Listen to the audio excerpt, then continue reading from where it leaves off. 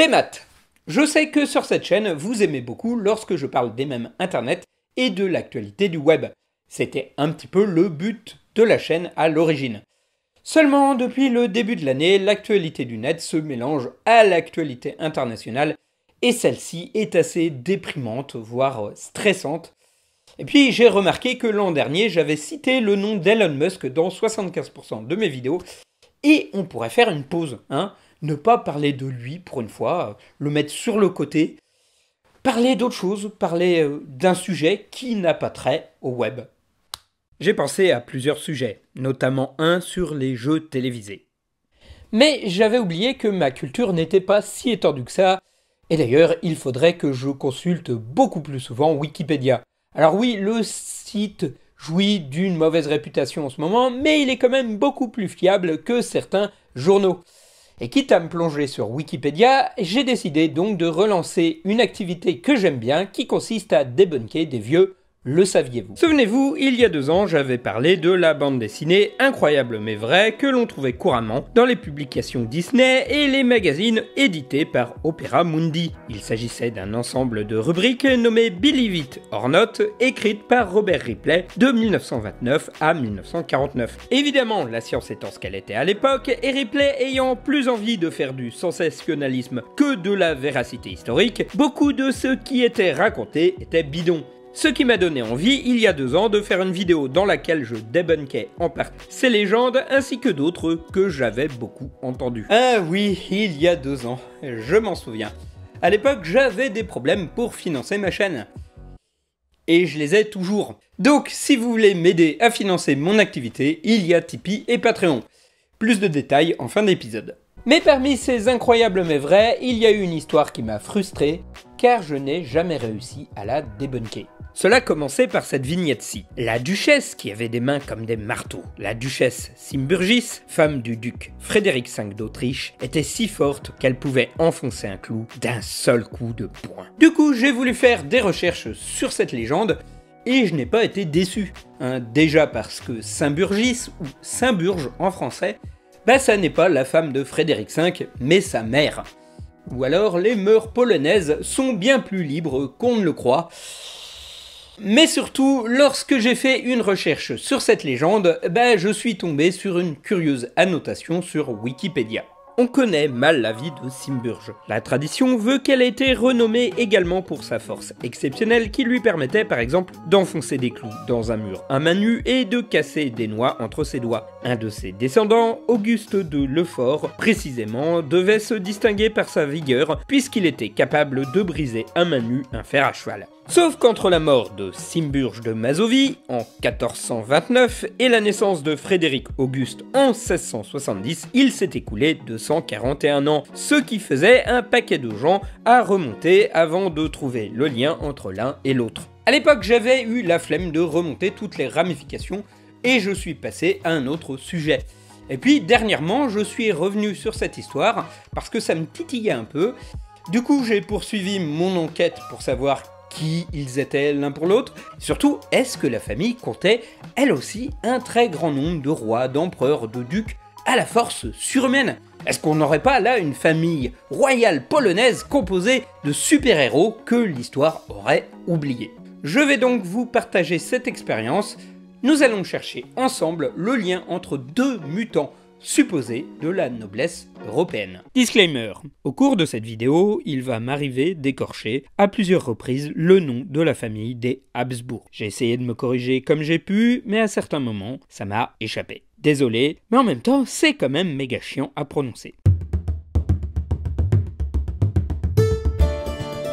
Avant de parler de généalogie, revenons sur ce qu'on sait déjà des 2 personnages, et commençons par Symburge. La duchesse Symburgis, ou Symburge, ou Saint-Burge, je ne sais pas comment ça se prononce, de Mazovie, née en 1394 ou 1397 à Varsovie, était l'une des 13 enfants de Simovitch IV, prince de Pologne. En 1412, Ernest d'Autriche, de la maison de Habsbourg, l'a pris comme seconde épouse après la mort de sa première femme. Ernest devint 2 ans plus tard archiduc d'une partie de l'Autriche et ensemble, le couple mettra au monde 9 enfants. Si 5 d'entre eux meurent en bas âge, 4 survivent, dont Albert IV, dit le dépensier, futur chef de la maison Habsbourg, jusqu'à ce que son frère Frédéric le détrône et devienne l'empereur du Saint-Empire romain germanique. Saint-Burge meurt en 1429 à l'âge de 35 ou 32 ans. Bon, ça ne répond pas à la question, est-ce qu'elle était balèze? On sait a priori peu de choses sur la vie de Saint-Burge de Mazovie, mis à part que durant une partie de chasse, Ernest sauva la vie de sa femme alors qu'elle était attaquée par un ours, une scène beaucoup représentée au 19e siècle, soit plus de 400 ans après les faits. Ce qui lui donne d'un seul coup un air de faible femme, loin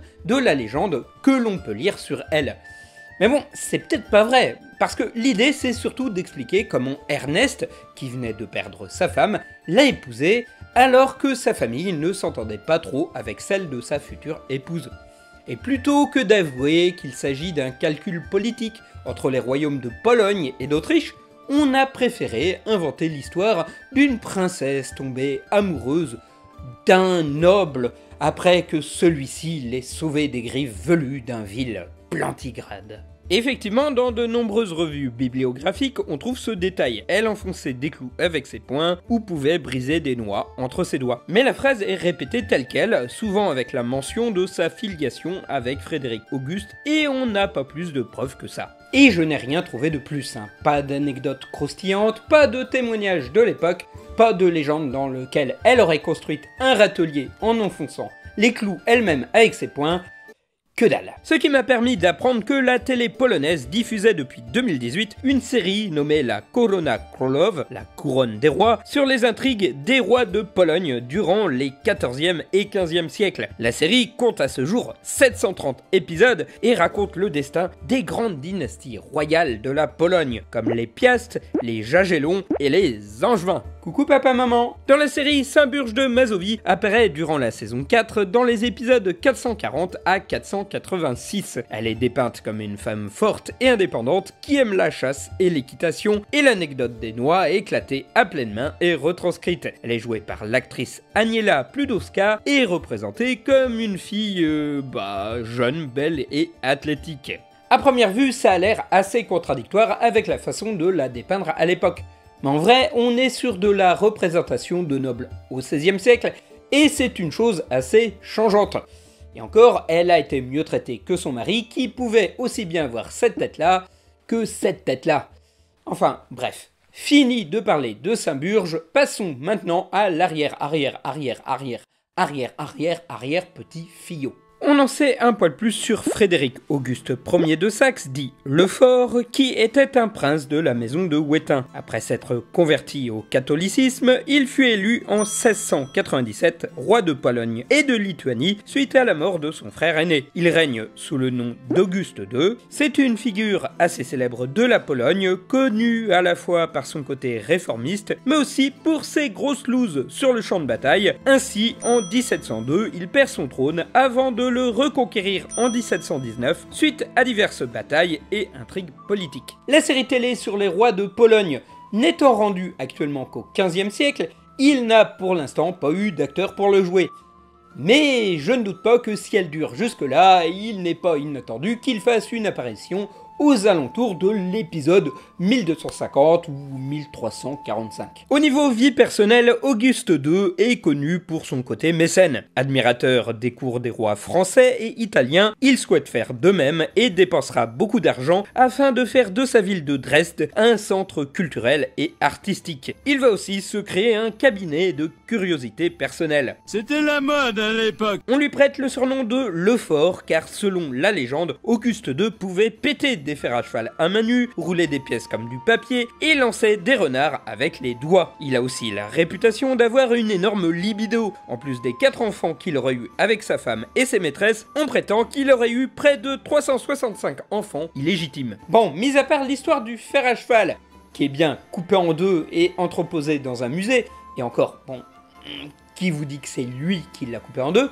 on n'a aucune trace de tous ses exploits, et la plupart des historiens disent que c'est peut-être largement exagéré, d'autant plus qu'Auguste II était plutôt petit et qu'il est mort d'obésité. J'ai vraiment pas trop de peine à imaginer qu'un homme de pouvoir puisse être lui-même un énorme mythomane. D'ailleurs, on a des exemples assez récents comme... je vous laisse choisir un exemple, hein, c'est pas ça qui manque dans l'actualité. Maintenant qu'on a les deux extrémités, on va étudier les personnages qui servent d'intermédiaires pour essayer de voir s'ils étaient super balèzes eux aussi. Mais bon, la tâche est compliquée car on ne sait pas vraiment par où commencer. A priori, on se dit « Ok, c'est facile, ils ont tous les deux régné sur la Pologne ». Eh ben non, malgré sa qualité de princesse, ni Saint-Burge ni ses ancêtres en ligne directe n'ont régné sur la Pologne. Mais en plus, Auguste II n'était même pas le fils du roi de Pologne, mais du dirigeant de la Saxe, un état du Saint-Empire romain germanique, dont la géographie fluctua beaucoup au cours des siècles et dont le territoire pouvait inclure ou pas la Pologne. Les gens qui ont un peu étudié l'histoire d'Europe, ou ceux qui ont tenté de jouer une partie de Crusader Kings jusqu'au bout, le savent. Les dynasties monarchiques, c'est un énorme bordel fait de mariages, d'alliances et de guerres, ce qui fait que des territoires peuvent passer d'une famille à une autre sans continuité géographique. Et on parle de gens qui pouvaient parfois faire jusqu'à une dizaine d'enfants. Mais au final, je me suis dit que pour faire l'arbre généalogique de Saint-Burge et Guguste, on n'avait pas 36 solutions.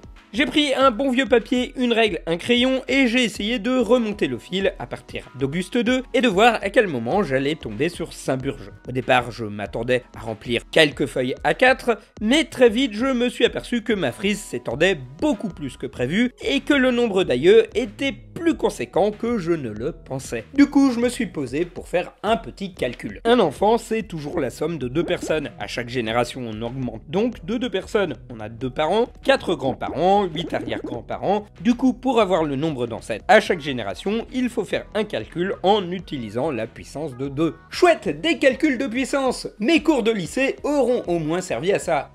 Et à jouer à Balastro. Ensuite, il faut calculer le nombre de générations sur 241 ans, sachant que c'est une estimation relativement vague, les femmes pouvant aussi bien avoir des enfants au sortir de leur adolescence que sur la fin de leur trentaine. Et là, je parle des femmes, mais les hommes c'est encore pire, hein. Et puis surtout on est sur des nobles, hein, des gens qui n'étaient pas trop dégoûtés pour faire des enfants passer les 50 ans à des femmes bien plus jeunes qu'eux. Du coup, l'estimation, elle vaut ce qu'elle vaut. Par défaut, je me suis basé sur le chiffre de 25 ans entre 2 générations. Ce qui fait entre 9 et 11 générations. J'ai donc pris chaque nombre de générations, je l'ai passé sur une puissance de 2, ce qui me donne entre 81 et 121 personnes. Eh ouais, quand même. Je ne me suis pas découragé et j'ai quand même continué mon arbre généalogique avec dans l'idée le fait de... Stop, on arrête tout, je m'aperçois que j'ai fait le calcul à l'envers. Il ne faut pas prendre le nombre de générations et lui adjoindre une puissance de 2, mais prendre 2 et lui adjoindre en puissance le nombre de générations voulues. Voilà, donc ça nous donne entre 512 et 2048 ancêtres possibles.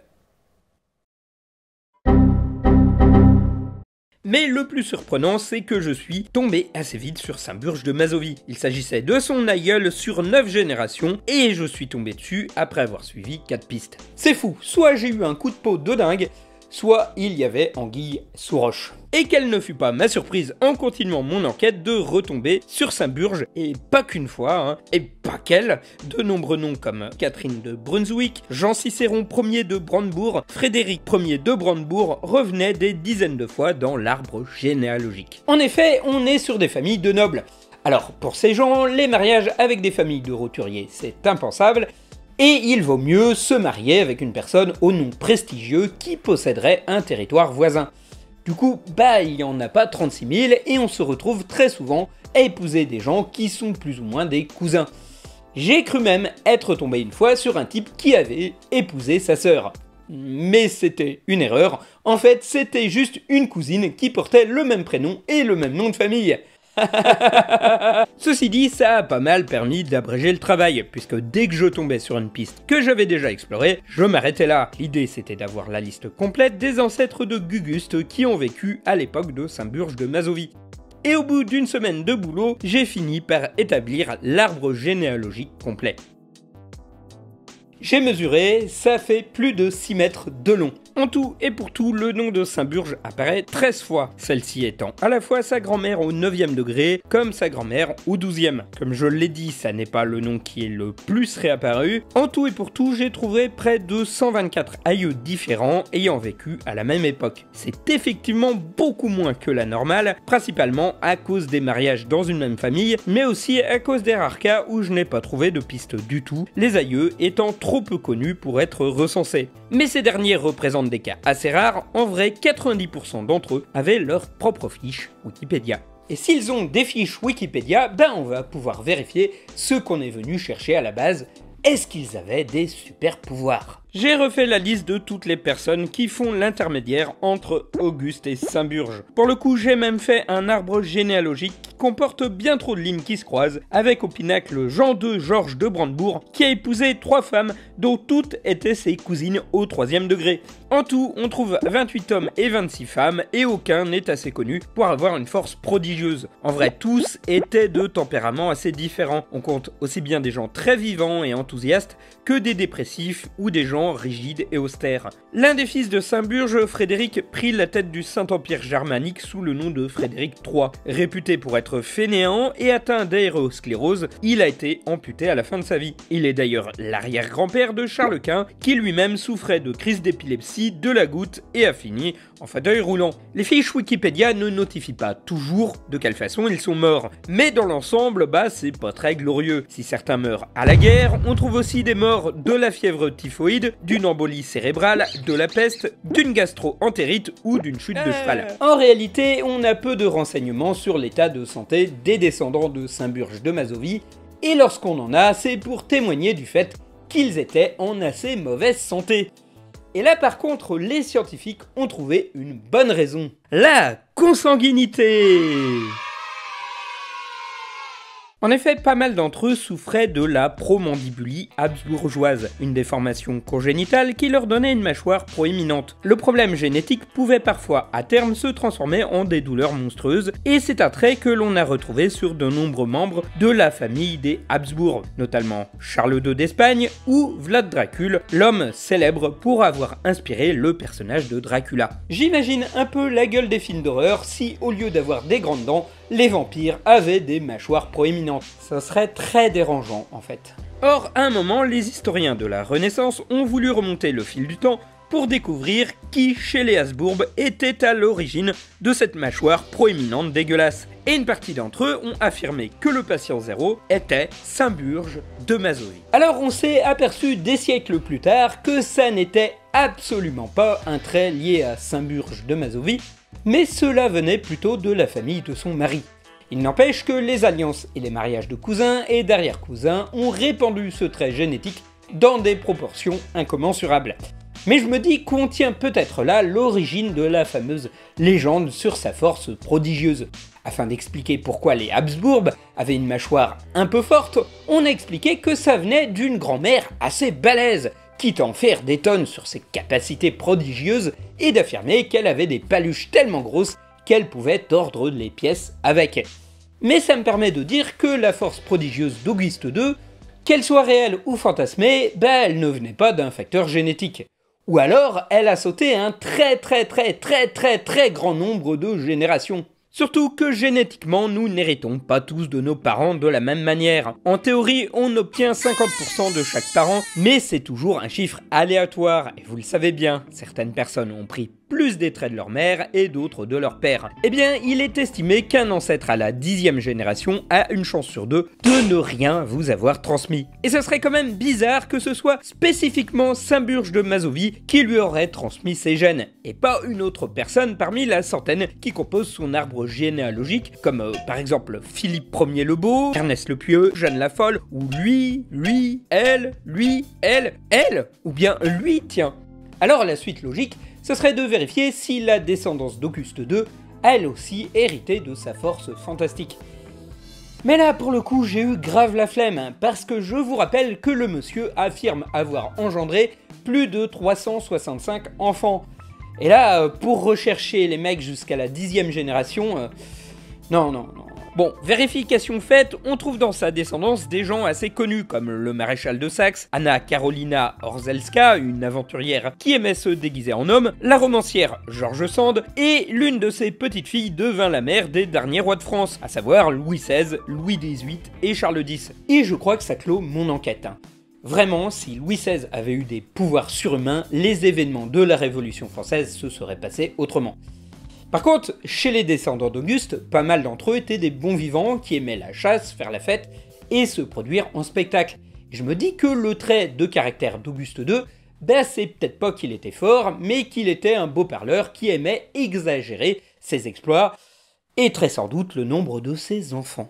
Faisons la synthèse de ce bazar. Il est relativement peu probable que Saint-Burge de Mazovie ait vraiment enfoncé des clous avec ses doigts, même si c'est très pratique pour monter des armoires Ikea. Il est par contre très probable que cette rumeur soit née de manière postérieure pour lui attribuer l'origine d'un problème génétique chez les Habsbourg. Et c'est d'ailleurs la grosse déception de cette enquête.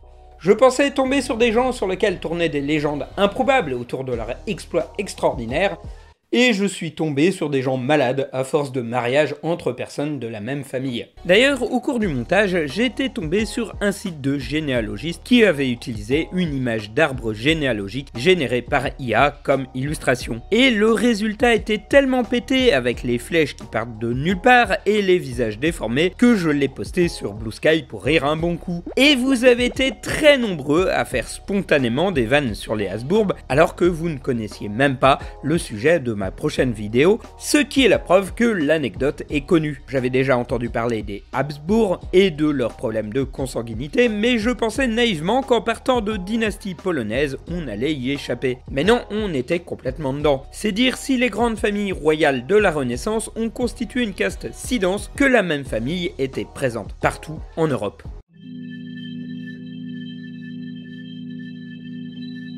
Mine de rien, toute cette recherche a déconstruit pas mal de clichés que je m'étais mis en tête tout seul. Le premier, c'est le cliché de la maison noble ou du chef de clan qui réussit à peser dans le game parce qu'il est extrêmement fertile. C'est la maison Frey dans Game of Thrones ou le clan Charlotte dans One Piece. Une famille qui dispose de tellement d'enfants qu'ils en ont marié énormément et possède dorénavant un membre dans chaque strate du pouvoir, ce qui leur permet d'influencer les décisions. Or, c'est inverser les faits et la cause. On ne fait pas des mariages pour gagner de l'influence, on fait des mariages parce qu'on a de l'influence. Si certains noms revenaient souvent dans l'arbre généalogique d'Auguste II, c'est avant tout parce qu'ils étaient des empereurs, des archiducs, des rois, là où les ducs, les comtes et la petite noblesse n'apparaissaient qu'une seule fois dans l'arbre généalogique. L'idée, c'est que plus on est haut dans la hiérarchie sociale, plus les gens veulent se marier avec vos enfants. Mais du coup, ça limite la rénovation du pool génétique. D'autant plus que des enfants, vous en avez beaucoup.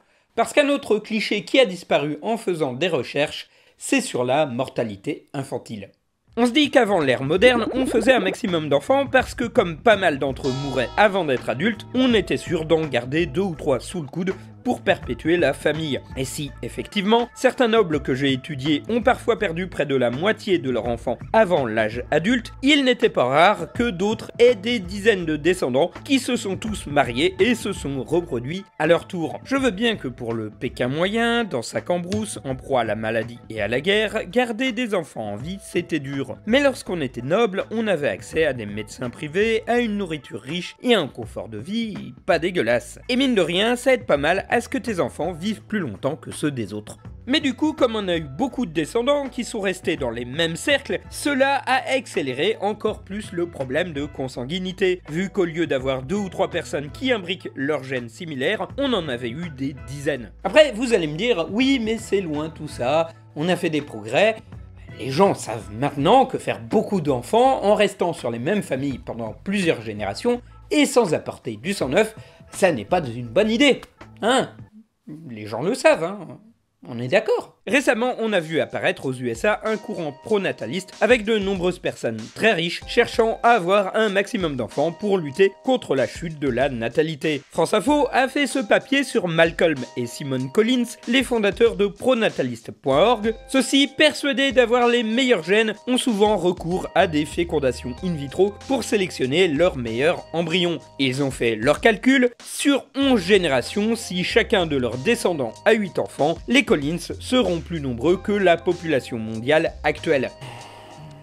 Vous voyez venir la catastrophe? Je ne doute pas que les Collins ont assez d'argent pour élever 8 enfants, voire même que leur fortune pourra payer le train de vie de leurs 64 petits-enfants, voire, soyons fous, de leurs 512 arrière-petits-enfants. Sauf qu'à un moment, il va falloir que cette descendance gagne elle aussi beaucoup d'argent si elle veut continuer à se reproduire à cette vitesse exponentielle. Et là, j'ai du mal à penser que tous vont être milliardaires eux aussi, à moins de se marier avec d'autres milliardaires, natalistes comme eux, et de faire des enfants entre familles de milliardaires afin que la fortune reste. Sauf que dans ce cas-là, on finit par restreindre le pool génétique comme l'ont si bien fait les Habsbourg. En vrai, le truc le plus probable, c'est que comme les recettes mondiales ne sont pas extensibles à l'infini, une partie des descendants des pronatalistes vont finir par être déclassés et ne plus avoir les moyens d'avoir 8 enfants, ce qui fait qu'au bout de quelques générations, le fameux projet pronataliste visant à remplacer la population mondiale va s'effondrer de lui-même.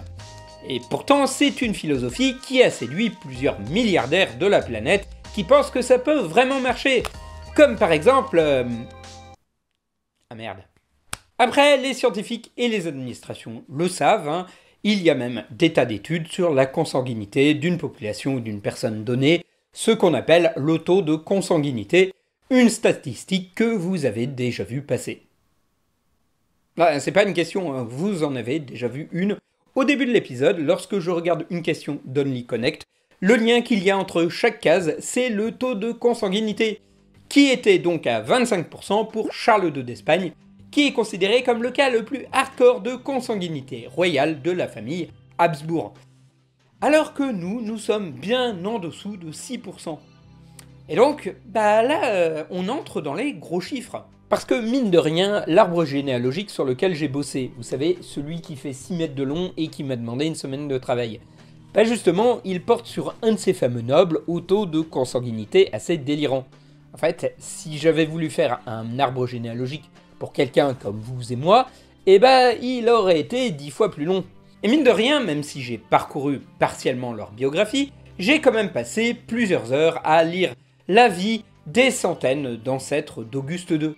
Et il y avait un paquet de gens très différents. Alors oui, certains ont eu des vies plus ou moins ennuyeuses, ou ils sont restés dans leur duché à faire leur vie plan-plan, mais d'autres ont multiplié les conflits et les exploits.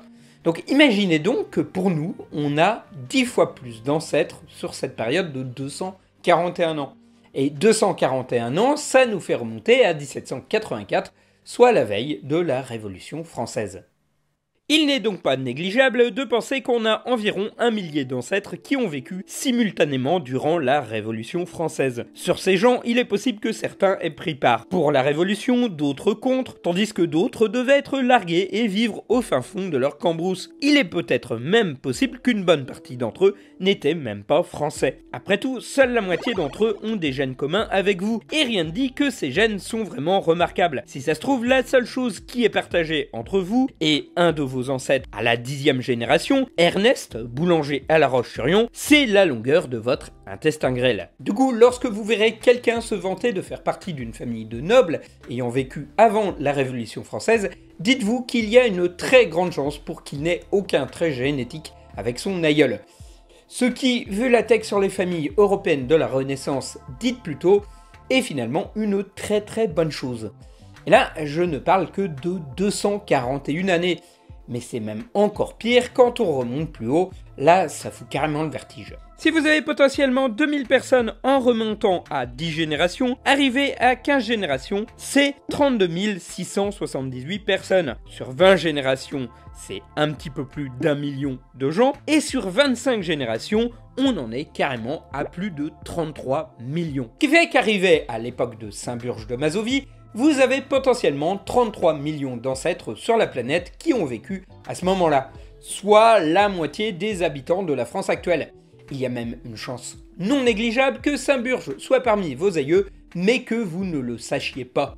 Après, les généalogistes sont d'ailleurs assez divisés sur la question d'à quel moment on peut remonter pour avoir un ancêtre universel. Si on s'en tient à de la simple multiplication mathématique, arrivé à l'époque de Charlemagne, on aurait autant d'ancêtres que d'habitants de la planète. Mais il y a aussi de très grandes chances pour qu'arrivé à un moment donné, on se retrouve à avoir des ancêtres en double, mais tellement lointains que ça n'a aucune incidence sur notre génétique. C'est ce que les généalogistes appellent l'implex des ancêtres. Après, c'est évident qu'à l'époque, tous les gens de la planète ne sont pas dans notre arbre généalogique. Certains territoires étaient trop coupés du monde pour faire partie du brassage génétique, et il faut aussi penser que certains êtres humains de l'époque ne peuvent pas être nos ancêtres parce qu'ils sont morts sans descendance. C'est marrant de voir à quel point on a du mal à conceptualiser cette idée qu'arrivé au Moyen-Âge, on est parents avec des milliards de gens. Ainsi, je me souviens d'un épisode de Lupin 0 où celui-ci est confronté à l'unique descendant de Robin des Bois, ce qui fait de lui un archer d'exception. Et du coup, sur le coup, on tique pas trop. Mais en fait, si on y réfléchit, depuis le Moyen-Âge, soit des milliards de gens sont les héritiers de Robin des Bois, soit ses descendants sont en fait des clones, si tant est que Robin des Bois ait réellement existé. On connaît des gens qui se revendiquent d'un parent très lointain et estiment même avoir hérité d'une partie de ses traits. Sauf qu'en fait, on est la combinaison de tellement de monde que ça tient plus de l'auto-persuasion. Idem pour ces journaux qui racontent que c'est exceptionnel, mais telle ou telle célébrité serait la descendante d'un noble, d'un roi ou d'un empereur. Sauf qu'en fait, ça tient plus de la nouvelle sans intérêt, vu que c'est le cas de la majorité des gens. La bonne nouvelle, c'est qu'on a de grandes chances d'être tous les descendants d'un roi. La mauvaise nouvelle, c'est qu'on est aussi le descendant de son bouffon, ainsi que de la servante qui repassait ses draps, du paysan qui cultivait ses terres, du boulanger qui fabriquait son pain, des guerriers qui voulaient envahir son royaume, de la jeune femme qui ignorait l'existence de ce roi parce qu'elle habitait plusieurs royaumes plus loin, du pêcheur qui vivait peut-être sur une île coupée du monde, d'une boulangère, d'un chasseur, d'un poète, d'une lavandière, d'un trésorier, d'un glandeur et d'une prostituée. Oui, c'est la conclusion, nous sommes tous et toutes des enfants de pute. J'espère que cette vidéo un peu inhabituelle vous aura plu. Comme je l'avais dit il y a 2 ans, j'estime que si un sujet me plaît, mais qu'il sort de la ligne éditoriale des mèmes et de la culture web, je pouvais m'autoriser à en parler. Cette chaîne qui d'ailleurs est entièrement financée par vos dons.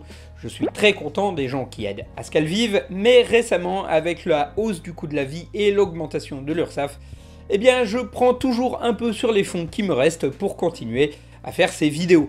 Le pire, c'est qu'on n'est pas très loin du point d'équilibre. Il suffirait qu'une vingtaine de personnes souscrivent un abonnement Patreon à 3,5 $ par mois et j'aurai déjà un petit peu plus de marge. Oui, Patreon est en dollars, dollar qui actuellement est en train de se casser la gueule. Et sinon, si vous voulez un truc purement français, il y a Tipeee. Bon, sinon, vous pouvez toujours liker cette vidéo, la partager, vous abonner à cette chaîne, ça fait toujours plaisir. Comme toujours, j'ai des livres que j'ai écrits et que je peux vous envoyer, ils se trouvent sur mon ancien blog, pas remis à jour depuis des années, nommé La Chronique Facile du mercredi. Voilà, bon début de printemps à tous et à la prochaine.